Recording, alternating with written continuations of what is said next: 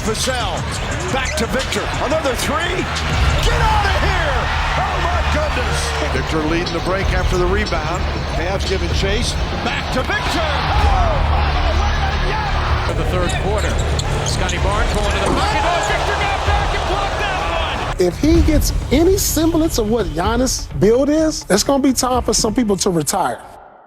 So it's time to talk about Wemby because what he is doing is ridiculous. So of course we know Victor Wembanyama, front runner of the Rookie of the Year award. I'm gonna be honest with you at this point, it's his. I don't know why we even talking about it. Shout out to Chet, he played great. Chet Holmgren is a great rookie, going to go and have a great career. But you know, unfortunately, he might just be like the next Alonzo Mourning, Shaquille O'Neal, the next Clyde Drexler, Michael Jordan. You know, a great player, potentially all-time great, who falls in the shadow of just somebody who's even greater. Because what Wemby is doing this season is nothing short of historic, and somehow, some way, he's actually getting better as the year progresses. I talked about this on my main channel, so make sure you go check that video out if you haven't yet. But to give you a little bit of tidbit of how Wemby has looked in the last 30 games and what it's going to look like more than likely for the second half of the NBA year, this is what he's been doing. In the last 30 games, Wemby's averaging 22 points, 10, 11 rebounds, 4 assists, 4 blocks with the steal, shooting 48% from the field, 35% from behind the arc, and nearly 80% from the charity stripes. He's doing all of that while playing fewer than 30 minutes a game. To me, that's been the most ridiculous stat about Wemby. You giving me 20 and 10, that's great, especially as a rookie. You recording 4 blocks a game, that's even crazier. But doing all of these things while playing fewer than 30 minutes, that's unheard of. That's something that I don't think anybody was projecting, anybody thought was even possible. And the fact that we're seeing it from a rookie is even more insane. Not too long ago against the Los Angeles Lakers, he had a 5-by-5 game while playing roughly 30 minutes. He had a 27-point triple-double with 10 blocks while playing under 30 minutes. And again, just all of the 20 to 30 point games along with the 4 or 5 blocks and the 10 assists that he is racking up while effectively being on a minutes restriction. And on top of the fact that within these last 30 games, again, the same time frame, when Wemby's on the floor, the Spurs not only have a positive net rating, which is crazy for a team that is one of the worst in the NBA, but defensively specifically, when Wemby is on the floor in the last 30 games, the Spurs have a defensive rating of 109. To put that in context, that would be the #1 ranked defense in the NBA, or at least right on par with what Minnesota is doing so far this year. But when he's off the floor, they go from a 109 defensive rating to a 119. That is a 10-point swing. Ridiculous. And what might be even more interesting is that Wemby is on a team that isn't maximizing who he is as a player whatsoever. Not only because, again, he's on a minutes restriction, but the Spurs are like going out of their way not to put the right players around him to maximize who he is as a player. At times, it's really hard to watch some of his teammates. It feels like they're going out of their way not to just give him the ball. Like, he'll seal somebody, he has the presence, they just don't pass him. Missing him on lob attempts is also crazy because he's 7'6" with a crazy wingspan. Like, they still just miss him. And don't get me wrong, I understand what they're trying to do out in San Antonio. They already know that they already have an all-time great in Wemby. We already know we're going to build around him. We already know that he's special. What they're trying to figure out are all the rest of these pieces around him. And it's crazy because even with those players around him and they're trying to figure out, the fact that Wemby can still look this good is really, really crazy. And when you put all that stuff into its proper context, you start to beg the question on how good Victor Wembanyama is, because the numbers are ridiculous, the impact is crazy, and the only thing that isn't translating right now are the wins and losses. And for whatever reason, people are getting hung up on that, and I just don't understand it whatsoever. Is Wemby a top 20 player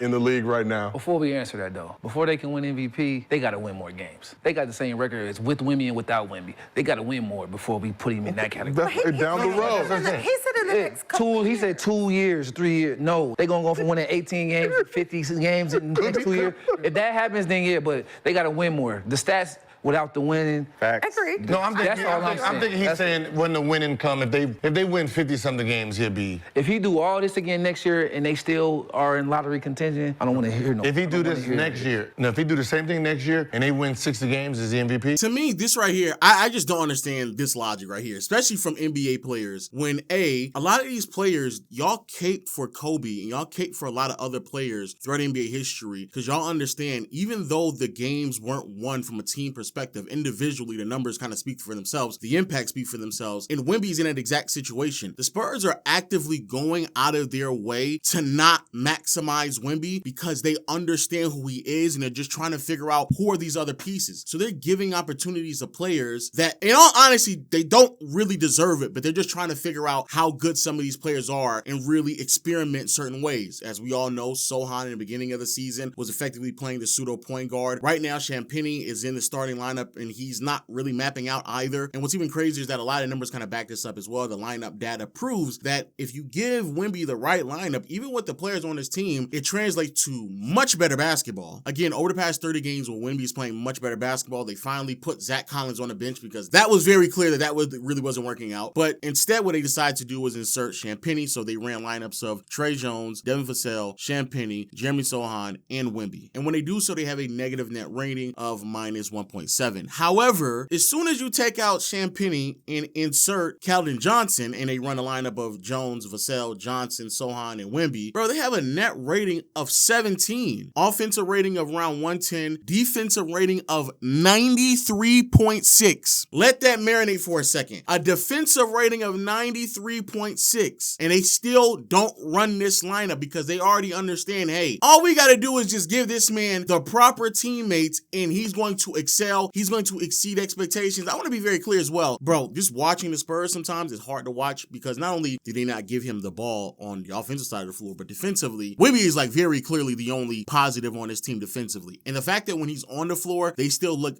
that great defensively while not having any other solid, consistent, contributing defensive player, it's mind-blowing. So this whole concept of like, I have to gauge Wemby off of wins and losses doesn't make any sense to me because he is very, and I do mean very, very clearly more impactful than what is seen in the win-loss column. He's getting taken off the floor at odd moments. The rotations have been inconsistent. And again, he's playing less than 30 minutes, bro. Like expecting Wemby to impact the game so much so that it's going to translate to wins while playing under 30 minutes, like that's ridiculous. So I just want that to be understood. Wemby, when he's on the floor, he's a clear positive. They're a winning ball club. When they play the right lineup, they can compete with a lot of other teams in the NBA. When he's off it is when this team reverts back to their lottery contention. So I'm not going to judge Wemby off of that. I'm going to be a bit more intelligent. I'm going to look at him as a ball player. And so then it kind of begs the question, where does Wemby rank in the NBA? Because, bro, what he's doing is very, very special. Now, I don't want to jump ahead of the gun here. He's not a top 10 talent. And I think that there's a lot of things that hold him back from that. Offensively is where a lot of things are lacking a little bit. You could very well argue that who he is as a player in contrast to the team that he's on holds him back. And I'm open up to that concept, but there's multiple times I watch Wemby and he's struggling to post up players that are like small forwards or shooting guards because he's just not built enough. And I think that does hold him back. Also, his shot selection holds him back as well. His conditioning maybe as well. So there are some negatives there offensively, and I think that was the aspect of his game that many people are expecting him to grow into, something that's going to take a while to mature. The level of maturation has really been much more faster than we expected, putting into context his age as well as the team he's on. So to be fair, Wemby's still shown a lot of growth, but offensively is where I think many people thought he was going to be lacking at. Now, defensively, it's there. I don't even know what to tell people. Like, it's not just rim protection, it's also rim deterrence. Multiple teams feel like, I don't even know if I'm comfortable driving the lane anymore. And he's also a pretty solid defender in space, taking into consideration his age, his size, his lack of mobility at times. Like, the lateral quickness is still there relative to somebody his size. It's actually pretty impressive. And let me also be clear, on the offensive side of the floor, I don't get caught up in the whole flashes of him dribbling, putting the ball in between his legs. I'm actually looking at his production. I'm not looking at those moments where it's like, I know that's not who he really is. Those are moments, those are flashes, but that's not how his game is going to be built off of. He needs a bit more of a solid foundation offensively before we can make those arguments. Now, with that being said, I'm going to play a game. We're going to go down and look at these teams, look at these players, and I'm going to say, over these last 30 games, who would I rather have or who would I think is a better player, Wemby or X player? So, Jason Tatum. I also think Jaylen Brown is better as well, but it's getting closer to that mark. Dame, let's just say he's better for the sake of argument, which I think it's closer than people want to argue, but okay. Giannis is better. Donovan Mitchell's better, so that's 5. Jalen Brunson's better. Tyrese, let's just give him the benefit of the doubt when he's healthy. He's better. Jimmy, Bam, and Embiid, they're all better. So that's 10 already. Trae Young, Scotty Barnes. I think Scotty's cutting it close, but he's better. So that's 12. Shea is better. Jokic is better. Is Jamal Murray better? Let's just give the benefit of the doubt. Jamal Murray, that's 15. Ant is better. Kawhi, Paul George, they're better. Zion and Ingram, better. Book, KD, De'Aaron Fox, Luka, AD, LeBron, and Curry. So if I have to be generous to some of these players, at bare minimum,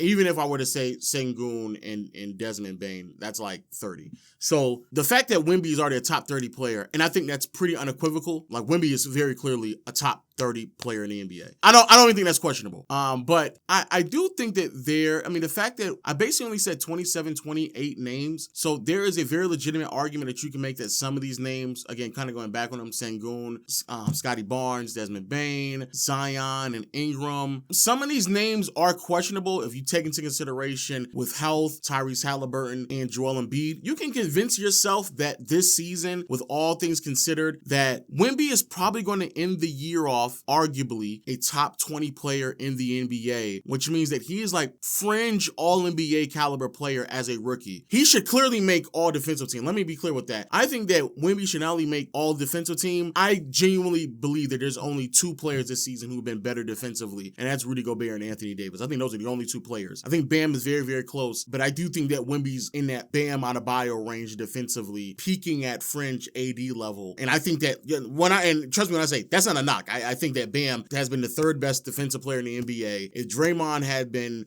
available with suspensions, and recently he hasn't looked as smoothly as he normally does moving around wise. So taking all that into consideration, me saying that Wemby is on par with Bam defensively is not a slight to Bam. I think it's a gas to Wemby because I think Wemby has been in the realm of a top 3 defensive player type of argument. These last 30 games, I think he can make a very legitimate claim to be the 2nd and arguably the best defensive player in the league. I think we take all of that in. I think it is a fair assessment to make that Wemby might actually be a top 25 player in the league by the end of the season, which is pretty crazy, especially knowing that him as a player has not been maximized because he's on a team that is effectively punting games away because they're benching him consistently while experimenting with other players in lineups because they're trying to figure out who are the rest of these pieces that are going to surround him for the foreseeable future. And when you put all that into consideration, please stop looking at the win-loss column to determine how good Wemby is or he isn't, because that's just not going to tell you who he is as a ball player. You got to do a little bit more digging. You got to watch more games. The win-loss column isn't going to tell you that whatsoever. I think people need to be a bit more intelligent with this conversation and really watch him play, and you will clearly see the impact that he has on the league. At worst, the 5th best defender in the NBA. I think he hovers around top 3 status, and a very immensely improved offensive player, in particular with his ability to pass and play make. Effectively going to end the second half of the year averaging 22, 11, 4, and 4 with the steal, like slightly below league average efficiency, while on arguably the worst supporting cast in the NBA. I genuinely don't understand why it's that crazy to believe that he's not better than a lot of these other players. And again, I'm not even talking about I would take him over DeMar DeRozan because of age. I'm just talking about as a player right now. If you were trying to build something of significance, a championship caliber roster, bro, I'm picking Wemby over DeMar. I'm picking Wemby over Zach LaVine. I'm picking Wemby. I'm not going to hold you. If you put it like that, I'm picking Wemby over Desmond Bane, over Sengun, over Brandon Ingram, over Zion. Because especially if you're saying